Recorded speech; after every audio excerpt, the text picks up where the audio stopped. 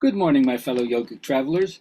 I'm mighty glad to be alive today, and I hope that you are too, as we continue to live, laugh, love, learn, linger, live the life we love. You gotta labor, occasionally you gotta loaf, and don't forget to use your loofah pad so your skin is nice and shiny.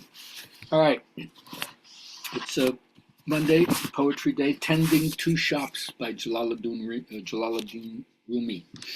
Don't run around this world looking for a hole to hide in. There are wild beasts in every cave. If you live with the mice, the cat's claws will find you. The only real rest comes when you're alone with God. Live in the nowhere that you came from, even though you have an address here. That's why you see things in two ways. Sometimes you look at the person, you see a cynical snake. Sometimes you see a joyful lover. And you're both right. Everyone is half and half, like the black and white ox. Joseph looked ugly to his brothers, but most handsome to his father. You have eyes that see from that nowhere, and eyes that judge distances, like high, low, how high, how low. You own two shops, and you run back and forth. Try to close the one that's a fearful trap, always getting smaller. Checkmate this way, checkmate that. Keep open the shop where you're not selling fish hooks anymore. You are the free swimming fish. All right, journal question for today. How do you show up with your power? How do you be present? How do you be accountable? And how do you give respect? Anybody want to discuss that with me? I'm open to listening for the free flow 10 minutes stream of consciousness. Write that out. All right.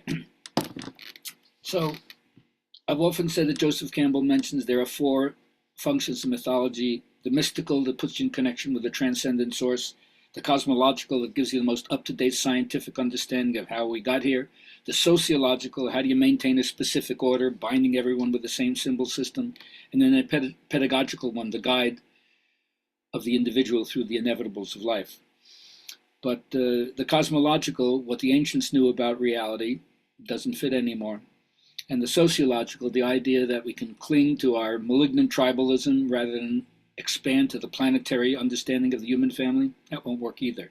So it's only entering into the mystical transcendent source that could work, and also the individual patterns of growth, the pedagogical teachings that'll help you deal with the vicissitudes of life, that we can work on. So I start off with what I think is the bigger picture, that the separateness that we feel in the phenomenal world is really secondary. Behind it, within it, below it, is an unseen but expanding unity that identifies us with the all.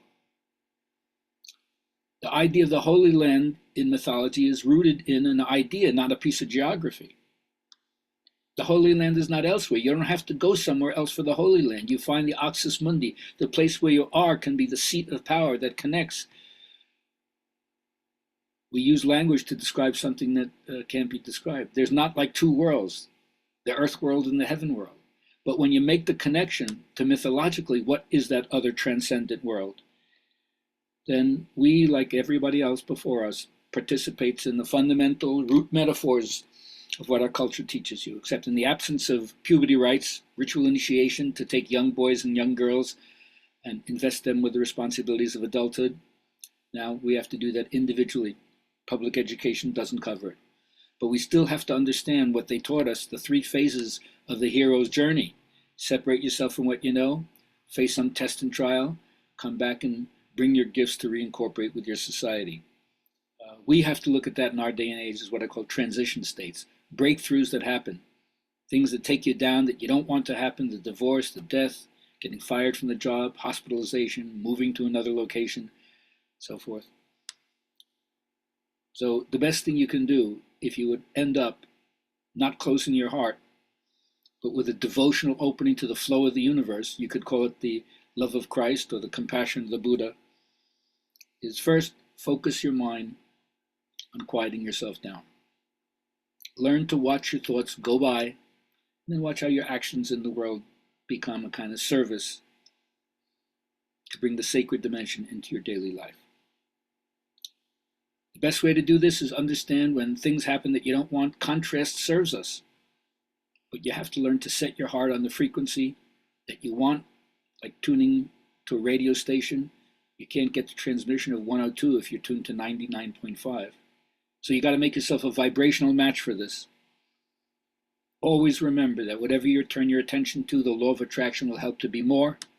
And once you understand this, you start cruising a little bit, because haven't you realized you don't have to work hard to be successful at what's important to you? It comes easily, naturally, doesn't it? So